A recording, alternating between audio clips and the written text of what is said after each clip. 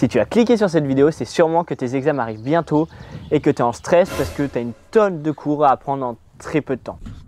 Et bah ça tombe bien parce que c'est exactement ce que je vais t'expliquer dans cette vidéo en 4 étapes. Salut à toi, c'est Osso Avance et ce lundi je vais t'expliquer comment réussir tes examens même si tu t'y prends à la dernière minute. Mais pour ça on y va parce qu'on n'a pas une minute à perdre, c'est parti. Étape 1, ne pas stresser. C'est bête à dire mais c'est vrai. Plus tu stresses, plus tu te morfonds, plus tu perds du temps. Donc oublie tout le temps que tu as perdu et concentre-toi sur celui qui te reste, sur celui sur lequel tu peux agir. Pour t'illustrer ça, je vais te donner une anecdote sur ma vie. L'année dernière, du coup, j'étais en LAS et pendant toute mon année de LAS, donc mon année de médecine, je n'ai pas pu m'entraîner en voltige ou très peu. Si j'arrivais à longer, déjà, c'était pas mal parce que j'avais trop de boulot à faire dans mes études. Les partiels étaient finis et les vacances commençaient. Il me restait plus que quelques semaines avant mon championnat de France de voltige. J'avais deux possibilités. Soit me morfondre parce que j'avais pas pu bosser et j'avais pas pu m'entraîner en voltige, soit juste me concentrer sur le peu de temps qui me restait pour essayer de donner le meilleur de moi et présenter quelque chose de présentable au championnat. Devine quoi, j'ai choisi la deuxième option. Et le truc qui est fou, c'est qu'en me concentrant sur une seule tâche, donc sur seulement mon entraînement, en plus de réussir à présenter quelque chose de présentable au championnat de France, j'ai réussi à le gagner ce championnat de France.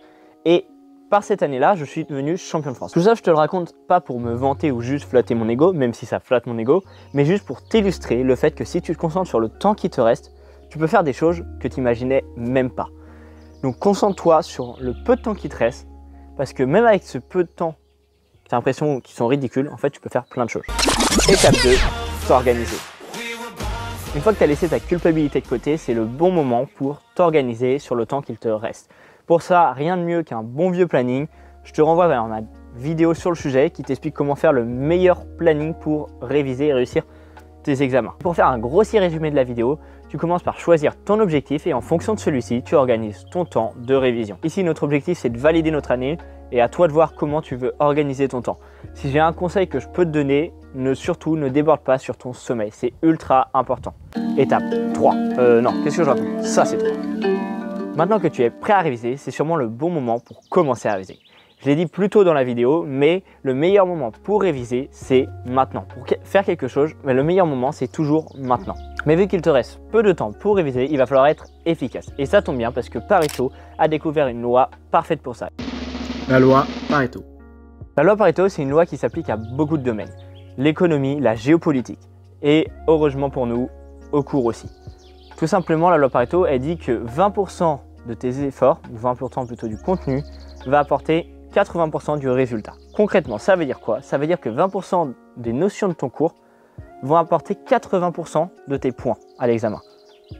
Donc en fait, toi, tu vas chercher quoi? À te concentrer sur seulement ces 20%-là. Ces 20% de notions, donc les grandes dates, les grands auteurs, pour apporter 80% de tes résultats. Et donc, maximiser ta note en travaillant très peu. Donc, tu vas devoir chercher à apprendre les 20% des choses les plus importantes parce que de toute façon, tu n'auras pas assez de temps pour tout apprendre ton cours. Donc, concentre-toi seulement sur les grandes dates, les grands auteurs, les définitions importantes et tout ce que le prof a répété 6 fois. Parce que ça veut dire que c'est important. Les profs, c'est des êtres humains comme toi et moi.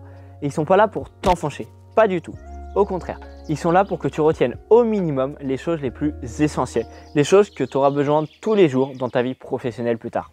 Étape 4, enquêter. Et cette fois-ci, c'est la véritable étape 4. Pour finir, essaye au maximum de te renseigner sur la façon dont notent les profs. Regarde et essaye de faire des sujets des années précédentes, des annales le plus possible. Je sais que ça fait peur, moi aussi ça me fait peur, mais en faisant ça, au moins on sait à quoi s'attendre et on formate notre cerveau à déjà être prêt le jour de l'examen à réfléchir. Enquête et renseigne-toi le plus possible. C'est vraiment le conseil que je peux te donner qui marche à 100%. C'est va demander aux gens de ta classe, si jamais ils n'ont pas eu des insights que toi tu n'as pas eu parce que tu étais absent ou que tu n'écoutais pas, tu n'as pas retenu. Va demander aux étudiants des années précédentes et même aux profs. Moi aussi je pensais que les autres étudiants et les profs allaient littéralement me manger ou se foutre de moi. T'as osé me parler alors que je suis un étudiant qui a un an de plus que toi? Je vais te manger. Mais en fait, pas du tout. Genre ils sont trop sympas. Par exemple, la dernière fois, j'ai un prof qui m'a proposé d'aller boire un verre. Ouais, boire un verre, t'as bien entendu. J'ai dû décliner. À ma grande tristesse, hein. Mais j'avais 2 heures de route et j'avais une vidéo à monter. Donc, qu'est-ce que tu veux, le boulot passe avant, hein. Mais je crois que j'ai raté la chance de ma vie. J'aurais pu aller boire un verre avec un prof, genre vraiment qui fait ça? Tu vois, dans ma tête, ouais, je veux devenir prof, donc ouais, plus tard, ça aurait sûrement été fait. Mais en tant qu'élève, genre, c'est pas du tout le même rapport. J'étais choqué et dégoûté.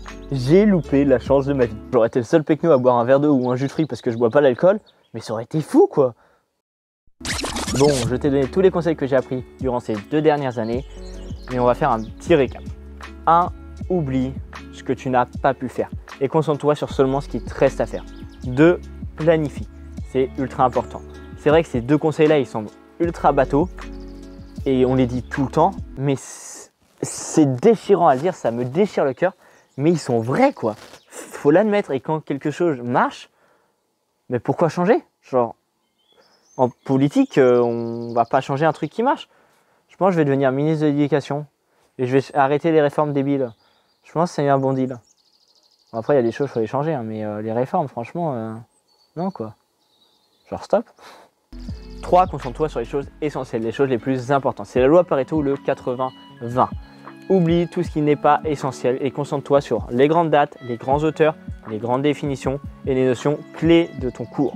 Avec ça, déjà, si tu connais bien ça, eh ben, tu pourras au moins broder et réussir ton année.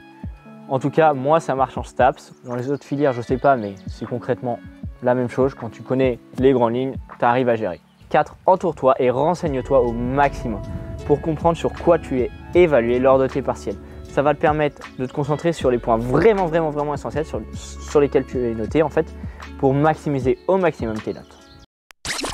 J'espère que cette vidéo t'a plu et qu'elle t'a remotivé, ne serait-ce qu'un tout petit peu pour tes partiels si tu te sens complètement à la ramasse. C'est normal, t'inquiète pas. Surtout, oublie tous les moments où tu aurais pu bosser et tu ne l'as pas fait et concentre-toi sur ceux sur lesquels tu peux agir, sur ceux qui te restent pour optimiser ton action et surtout réussir tes examens, c'est le plus important.